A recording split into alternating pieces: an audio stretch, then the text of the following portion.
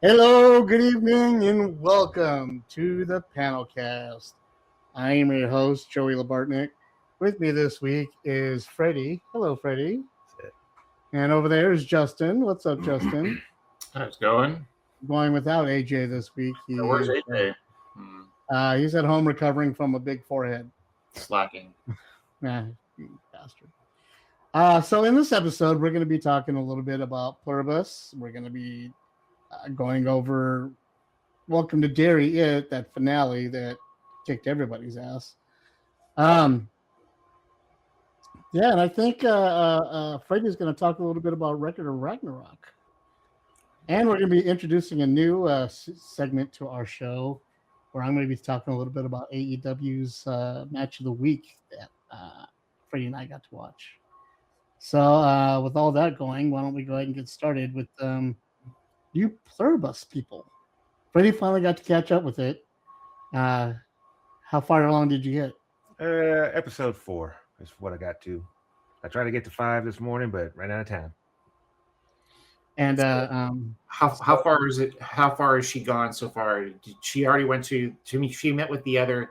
So hold on. Let's talk about what Pluribus is so far, since we're already deep in it. We're going to be spoiling the show, guys. So if you haven't watched Pluribus and you want some, we talked about it before, but if not, the entire world, except with the exception of 11 people, have all become a hive mind of sorts that contains all the consciousness and all the knowledge and history of all the people that are in the entire world, and they're very happy about it, and they just want everybody to be like them. And the main character is Carol, and she's played by Rhea Seehorn of Better Call Saul fame, and she's one of the people who isn't part of the collective, and she hates it. She's trying to find a way to stop it or to reverse it. And she seems like she's the only one. So there you have it. So how far along are you? Where in the story are you? Let's see. I got to episode 4, which what's going on? Where Carol's trying to learn more about I forgot what to call him. More about this thing going on. She finds out they are very honest about everything that they're given to. They don't know anything about sarcasm or anything, apparently. You ask them for something, they will give it to you. So if you ask for something like a grenade, they'll give you a grenade live, because they want to make you happy, and they will do anything to make you happy, even if it's detrimental to your health and theirs. Yeah. Yeah, they don't. They won't try and stop you if you do something dangerous to them. I mean, they'll be affected by it, and that is its own can of worms. But sounds like some parents I know. They can't lie. She learns, and it makes it for interesting because she can drill them for information. And in fact, did you get to the part where she kidnapped? You got to the one where she kidnaps the guide, and she gives her the truth serum. Yeah. Yes, that's about as far as I got. Yeah. That's what that was the end of that episode. Yeah, with the grenade. It's pretty good. It's a slow burn, like all Vince Gilligan shows. But he says he has a long plan, and I trust him on that. I'm very curious where it's going to go, because it is kind of creeping. I'm probably on episode 6 now, and it really hasn't moved that much further along, although it is still super interesting. The acting's great. Is there a lot of action or anything going on, or is there just all situations? It's all situations. Some of it is absurd and funny and crazy, like you would expect.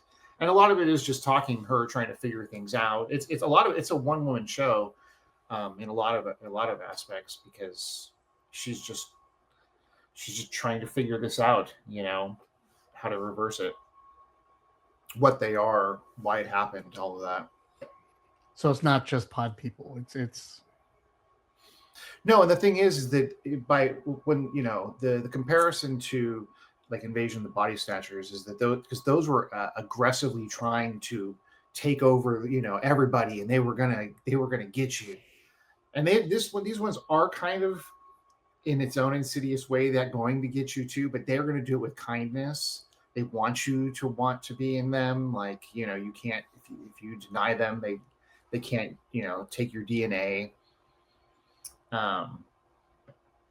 Yeah. So and they're almost beating you with kindness which is the opposite of like the pod people, Right.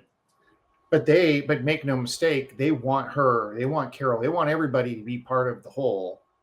And that is their goal. So yeah, it's very creepy the way they are too, because they're so happy. They've stopped all wars, all violence. there's no crime. There's no they take away everything. Even like at night, they turn off all the lights because they don't need it, because they don't have to worry about robberies and all this. So they're very mindful of their resources, if you want to call it mindful, because they don't use it. Mm-hmm. It just seems very weird. The implications when they've thought about this, like what it means for everybody to be in the hive mind, and it's kind of fun to see like what it means. They're weird. They all just I imagine they all just sleep standing around or something, or in huddled together or what have you. If they even sleep at all. If they even sleep at all, they may not need to anymore. Yeah. I mean, considering that it's a hive mind, if half the world is asleep, that means half of them are unconscious. But great makes point. you question all that. Yeah, exactly. That's exactly right. And because of the hive mind, everybody knows everything about everyone. So if you have a doctor that's great at surgery, a little random kid will know all that information as well, so they can perform that same surgery. Yeah. It's very interesting. Yeah. It makes you think. It's it's a thoughtful show. It's been good so far. I recommend it. Yep, same. It's kept in good spirits. It's not like super serious or anything like that. I mean, other than if you think about it from her perspective, I get the horror. Paranoia. Like she does seem to be the only one that understands. Like everybody's gone. It's just because they're all there. They're not really there, and the whole world has changed in this horrible way.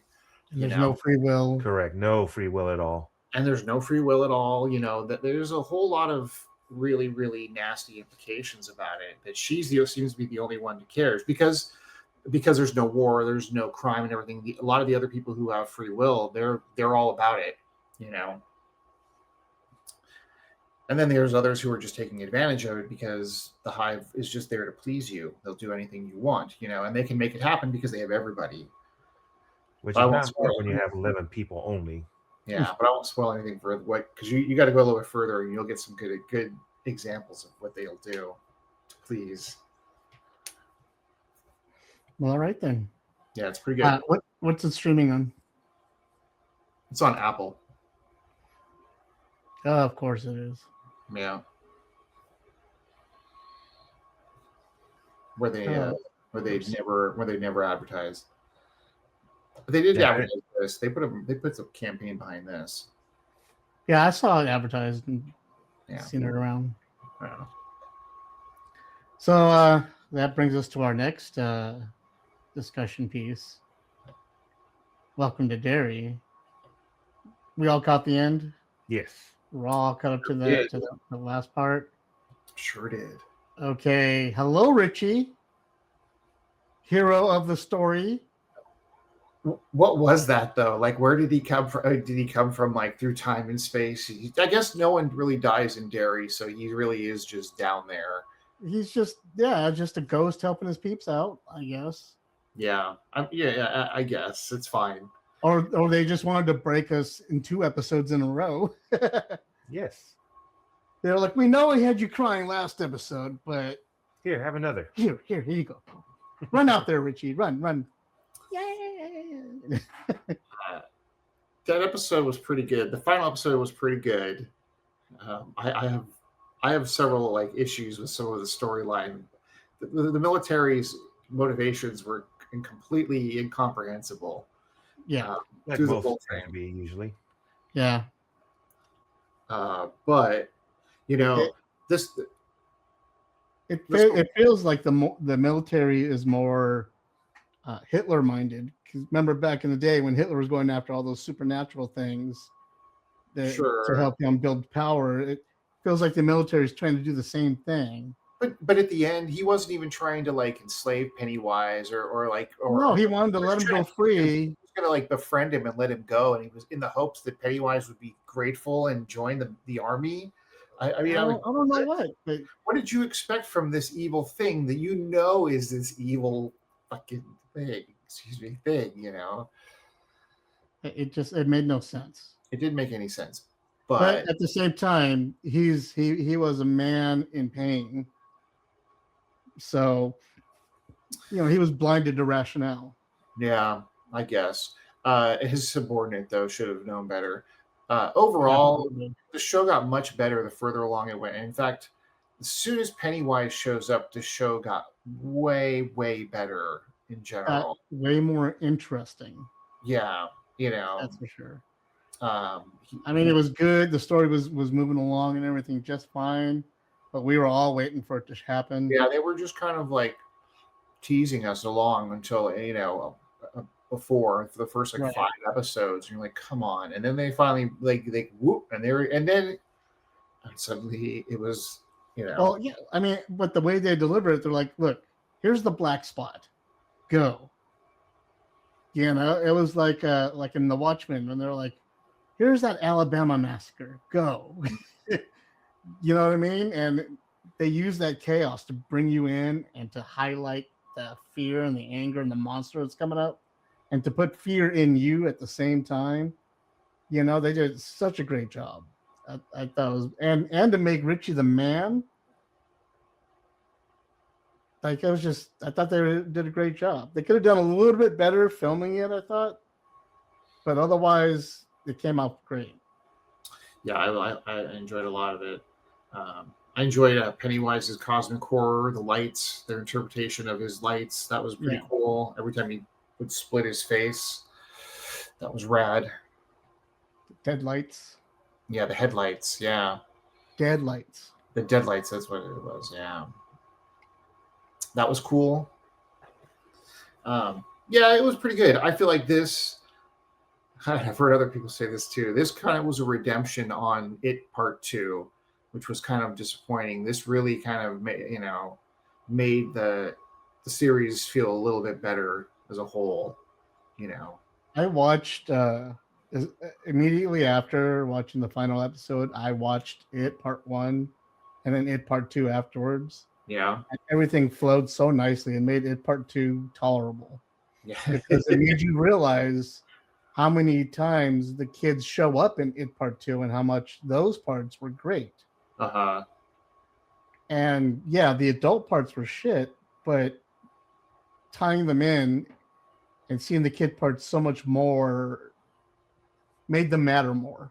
You know what I mean? Because you're following them all the way from here. Yeah.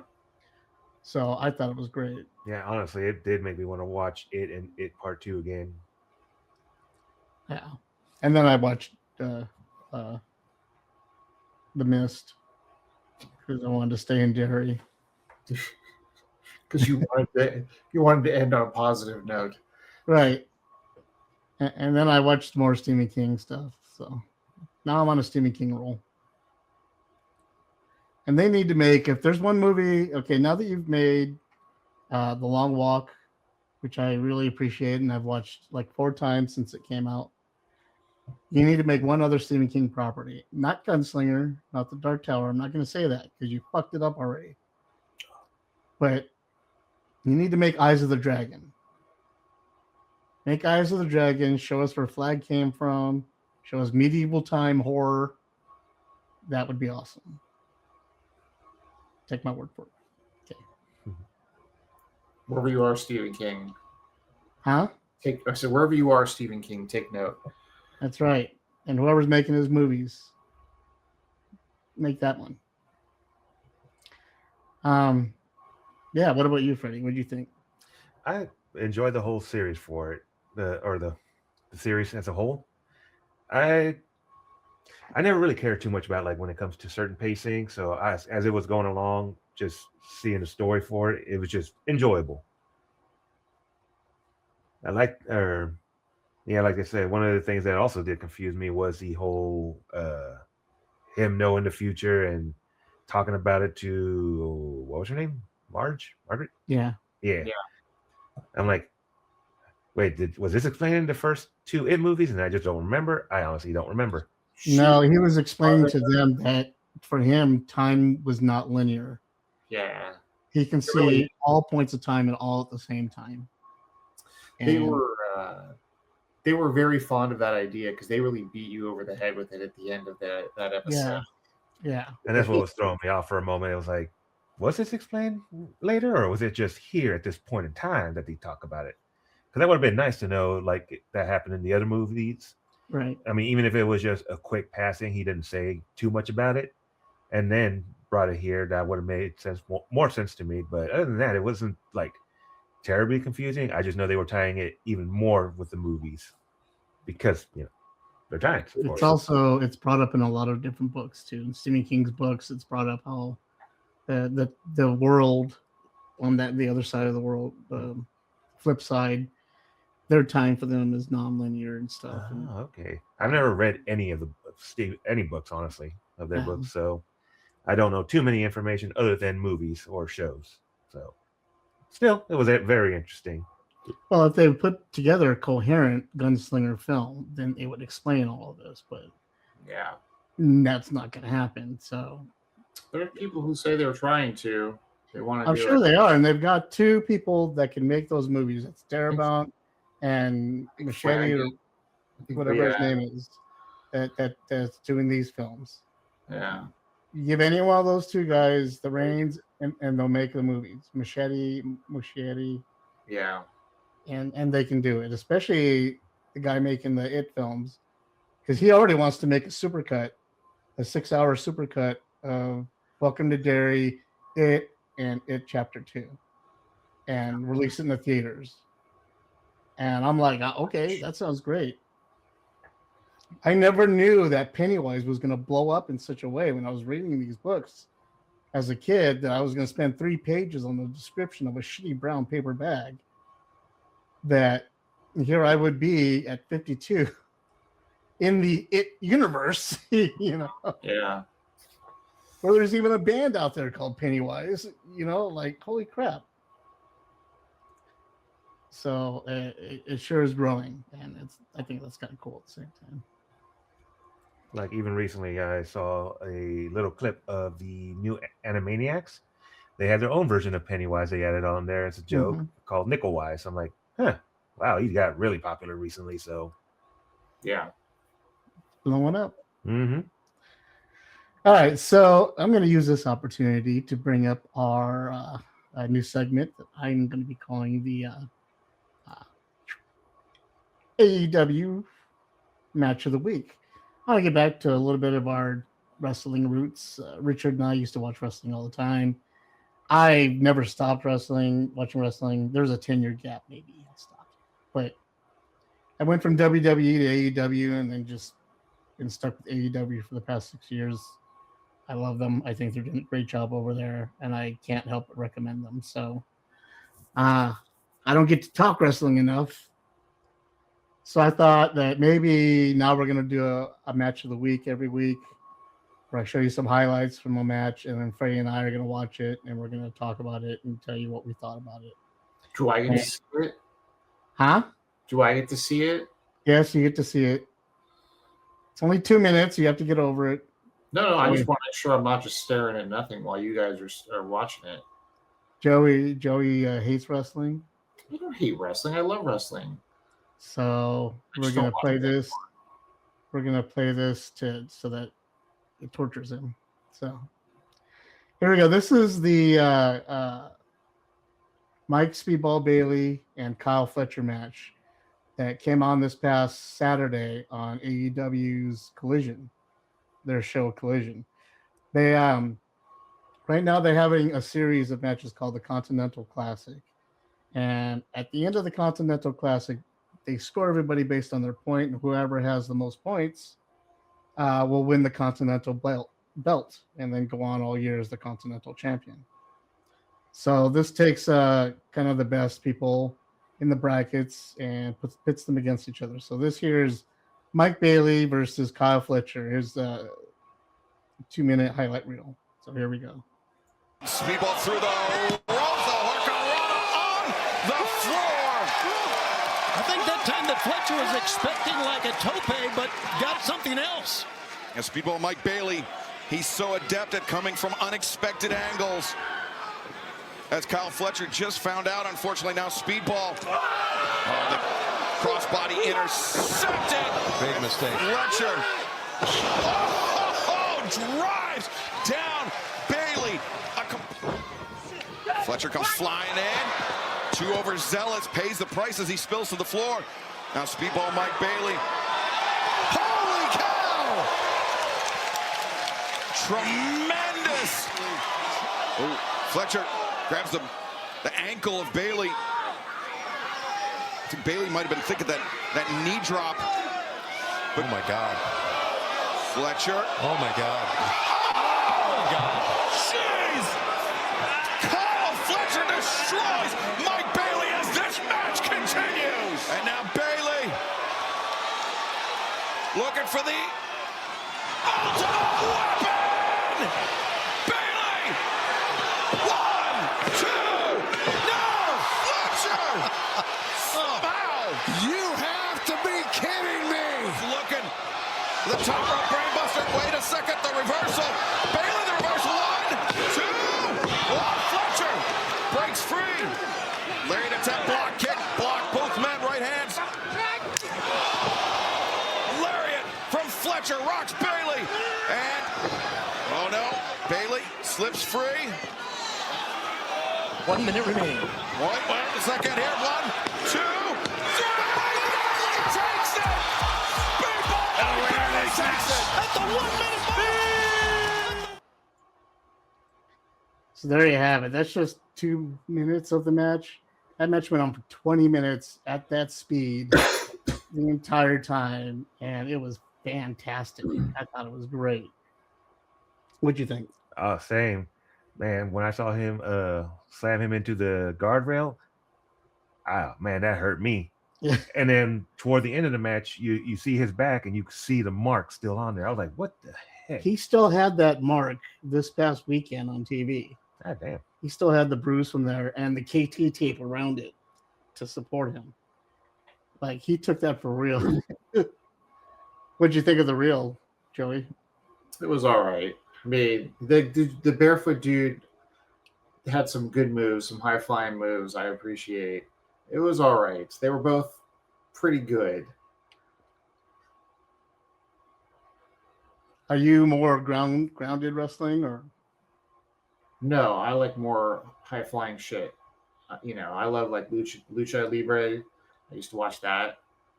And I like a lot of the high flying characters, but from the old days. But I mean, I just, in general, I am a connoisseur of wrestling styles in general. I don't have a favorite. But these guys were okay. They're pretty good. And they did have some good moves. I guess for 20 minutes, I could see. But I figure I want to hear like for 40 minutes with like. Well, with this contest, these ladder matches, they're only 20 minutes. Oh, There's no outside interference allowed. And no gimmicks, no tricks, no chairs, no nothing. They have to just wrestle and go 20 minutes. And that's cool because it was very straightforward. That's the thing. It was good, other than the slamming on the edge. Right. Very straightforward. Yeah, the whole match was actually pretty entertaining. Trust me, that match, it was crazy. It was a perfect match, in my opinion. There were 0 flaws that happened in that match, and that there was no errors by either one of the wrestlers. No flubs, no mistakes, no slips, nothing. They went 20 minutes perfect. And it's just an example of some of the matches that's happening in this series. Yeah. And I can't recommend the series enough. The Continental Classic, whenever it comes around this time of year, it's my favorite time to watch wrestling because the matches improve. So it doesn't matter what current storyline is going on in wrestling, what faction hates this faction, what person hates this person. None of that matters. All that matters in this is the wrestling. And Right. that's what you did for 20 minutes. And so that's what I Well, like. and for that, I could see why you appreciate it, because that's really what that was like straightforward. That was some straightforward wrestling. Right. The only story you're getting is the storytelling in the ring. Right. And that's the only story I want to hear. Well, that's fair. I could see why you could appreciate it for that, for sure. So I can't help but recommend it. AEW right now, they're killing it. And if you return back to our show once a week, I'll be showing you the match of the week, highlights from the match of the week, and we'll be talking about it here. So there's the Intercontinental title, and then there's the Continental title, right? And because they can't have the Intercontinental title because that's from the WWE, correct, right? So, but it means the same thing, right? Like pretty much, yeah. Yeah, I was wondering why they. Sports Illustrated just released their list of the best wrestling companies in the world. In the top 14 spots, 10 of those 14 spots were taken up by AEW, including best promoter of the year, best company of the year, best storyline of the year. See what you're saying. And best what was the best comeback of the year. So they're the best promotion of the year right now by Sports Illustrated. So nice. And how old are they again now? 6 years old. 6. Yeah, they've been doing great. Yeah. Like even when I don't get to watch it, which is a lot, I do always hear a lot of good things about AEW and their matches. So some of them are a little still too bloody for my taste, and I'll still watch it. We used to watch the pay-per-views in the store, and people would just come over and bring food and just sit there and watch it with us. Yep. Even those who are just like, I'm just here for a quick thing. Right. Like 3 hours later, they're sitting on the floor, and we're just like, oh my God. So I never watched wrestling before. This is great. It's like, yeah, pull up a chair. Here you go. Sit down. All it takes is one match. But yeah, like I said, this will be a new segment that I'm bringing to the show every week. So hopefully you guys will enjoy it. So moving forward, I believe it's Freddie's turn to talk now. Is it? I don't want to. But sure. Freddie, what would you have to review for us this week? Season 3 of Record of Ragnarok. It just released on Netflix the 7th of this month of December. So I've been excited for this season. I've been waiting, year and a half from the last season? Well, tell us what the whole series is about. So the series is about the gods are tired of humanity, so they want to, invoke Ragnarok. And you have the Valkyries who don't want that to happen, so they challenge the gods to fight between humanity and the gods. Now you think, okay, the gods are going to bring out their own champions. No, it's not that. The gods themselves are going to fight. And the people they ended up fighting, or the humans they end up fighting, are humans throughout all of history. The first 2 fights, the first or the second fight, which is going to be like the most known for both sides, is between Zeus and Adam of Adam and Eve.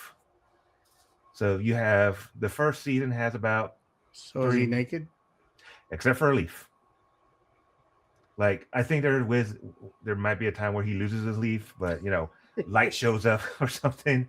But the fights, you have the Valkyrie who help out the humans and give them an extra boost in power, so they are on equal footing with the gods as either weapons, shields, buff to their mostly just buffing them up so they could be on equal footing, boosting them. Yes. The first season has about 3. Well, each seasons have, I think, about 3 matches, which the end of the season will introduce the next match, or the next match for the next seasons. Won't go through all of them, but I will go for season 3 of who's fighting, of course, without telling you who's going to win or not. How many episodes are in each season? 15 episodes per each season, which for a few episodes, they do talk about each god and each human, a little bit of their backstory. Now, the biggest thing about this as well, before I continue on, is there's a lot of creative liberty when it comes to how the gods and the humans story are and how they look and how they're portrayed.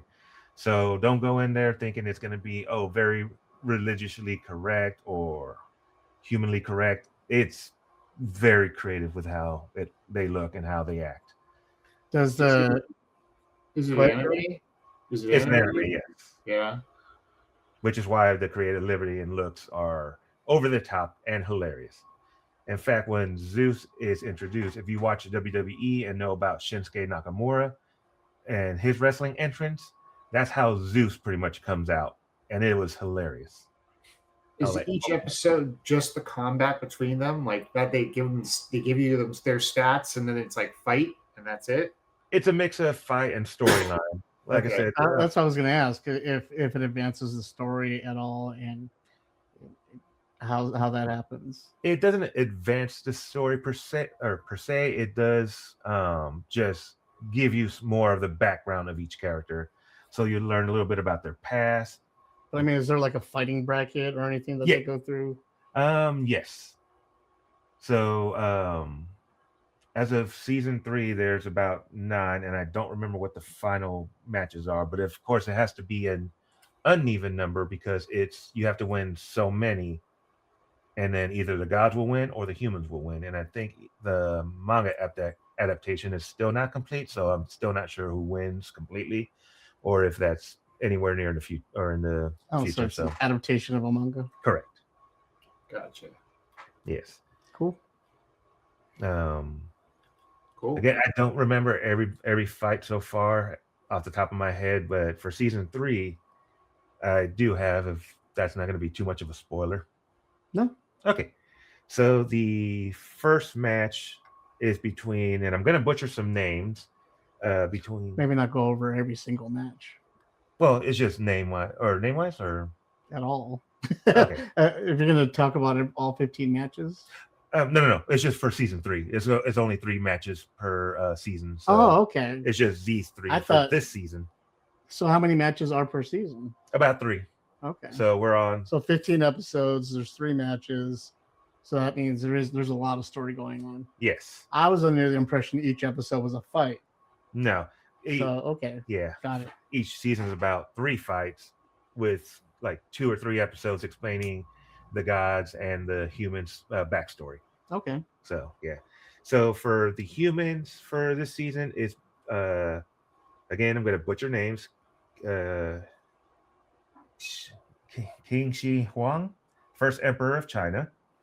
You have Nikola Tesla, Leonidas, and then they introduce, which I honestly don't remember for the next season, Simo Haya, a Finnish sniper. For the gods, you have Hades, king of the underworld, Beelzebub, you have the Greek god Apollo, and then they introduce Loki for season 10 as well, or season 10, fight 10 for season 4. So it's not just the Hellenistic gods either. It's not just the Greek gods. It's all pantheons. Yeah, correct. Sounds like it. Yeah. Huh. I don't know about Nikola Tesla versus Hades. And that's where their creative liberty comes from. Like I said, when you have the Valkyries helping Well, him, I don't know. He's got the power of electricity, bro. He's got Thor's power, right? Yeah, I suppose that's true. Creative liberty, that they is do true. some. They do If you some. were gonna this. turn him into a superhero, I suppose. He can throw lightning balls, Yeah, I guess so. But, Okay. I mean, he might be 80. Well, that's the thing. They get him at their most quote unquote strongest or their most famous. Because how old was he when he passed away? Like in his He was old. Yes. He was old. Old. Yeah. There's pictures of him. He looked terrible at the end. Yeah. But he was also diseased. So Yeah. that could have been it too. So again, with anime, there's a lot of creative liberty. He is young in this one, so looks like he's like maybe in his late 20s, early 30ish, and looks very clean and healthy. But Well, he was at the peak of his intelligence in his 50s. So yeah, he didn't look 50 at all. Or if he is, well, I always think of like Bowie in what was the Prestige? Is that what it was? yeah, the Prestige. Yeah. Yeah. He was a great Tesla. It was a great movie. Yeah. Yeah, season 3 came out really good, which got me excited for season 4. Originally, I was gonna read the manga, which I do for like a lot of animes when I watch their movies or shows when I see it. But this one, I kind of want to be surprised on all the fights and everything, so I haven't yet. Once it's done, maybe I will go back and read the manga. But it's very enjoyable for those who love anime. How far ahead is the manga from the anime? Let's see. This Yeah, I mean, it's all. I was just curious. well, I haven't looked into it too much, but I you don't know want to it. know. Yeah, I know. He's trying not to spoil it for himself. Yeah, That's pretty fair. much. Fair. So, like I said, I haven't looked much into it, but in terms of fight, it's pretty much where it's at. But again, I don't know how many battles they're going to be. If it's going to be like 215, maybe. But I'll look into that next time to see how many fights there actually are, and just give a quick update on that. Because it's still ongoing for the manga at the moment, so that's why their seasons aren't going off too quickly. And luckily with Netflix, you have all the episodes, so you could binge watch it in one go if you want. It's the nice thing about Netflix. They spit them all out at once. Now, there are a few shows that I wish that they didn't. They also cancel things prematurely. Yeah, Yes. that's true. But Just like me, they're going to cancel HBO. prematurely. But yeah, it's a great show. It's if you're very religious though, you may get insulted by the way they're portrayed, but don't go in there thinking about it. I don't think if you're religious, you're going to go into watching this. Some people will, but Well, alrighty then. That pretty much wraps up our episode. Unless anybody else has something they want to say. I do not. yeah, same so far. Other than also with wrestling for WWE, we all heard that John Cena retired. John Cena did retire. He had his last match this week. He went off script for the match. He was supposed to have won the match, but he decided to play a little heel character and tapped out early just to help his opponent get even more street cred. So that just goes to show how much of a giver John Cena was in his matches, and the type of wrestler John Cena was. So it was pretty cool when I watched him. I dug him. I liked him more as the prototype, but that was just me. Like, I love wrestling. I was so sad I haven't watched anything from him for the second half of this year, which I wanted to because it was a retirement match. But all of us are praying with fingers crossed that in 91 days he shows up at AEW. Him and Mick Foley. Mick Foley, who I got to give like hats off, shake my hand, whatever. He quit the WWE this week because of their relationship with our president, saying that he can't be associated with that after the comments that he made after Rob Reiner had passed away. So I stand with Mick Foley as far as like having the balls to stand up. Like, good job, brother. You know.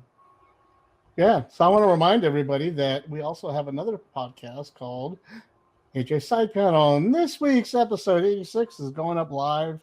It'll be up there tomorrow. You can come check it out. I review the Devastator from, or Tremor from the Devastator that's coming from 01 Studios. As well, Joel reviews the Rumbler from Mezco. This big, juicy bastard took up the whole table. So come check us out. We unbox and review them. Also want to remind everybody, please check out our Patreon. We have one member, Ruben Rios. Thank you, Ruben, for joining our Patreon. All you have to do is scan the barcode there and sign up. There's multiple levels there. We have T-shirts. We have prints going out. We have stickers going out. All kinds of wonderful things. And you get names shouted out and shown here. So join the Forbidden Panel and become one of us on our Patreon. Okay, I'm tired of begging for your money and your attention. So thanks to everybody tuning in. Thank you, Joey, for joining us. Thanks, Freddie. coming over, and we will catch you guys later. Not much later though, because Freddie and I are going to go see Avatar, and we're going to record our next episode there. Yeah. So, bye. Hello, everybody. We didn't do an intro to this. We were kind of in a rush. Welcome to the PanelCast. I'm AJ. This is Freddie. We're coming to you live from the Imax. Freddie, what did we just get through watching? Avatar, Fire and Ash. Avatar, Fire and Ash. We got here at 10 o'clock. It is now 1:30. Short movie. Yeah. I mean, I thought it was at least 2 more hours. I thought we were still at the beginning. So, pretty much more of the same from the sequel. Freddie, what did you think of the movie?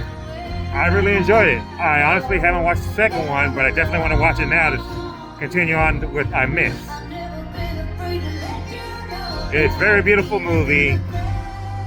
Story could be great, but man, there's a lot going on if you miss anything. Absolutely. Gorgeous. I mean, it's gorgeous. And we had to watch it on 3D IMAX, but he still got the glasses on.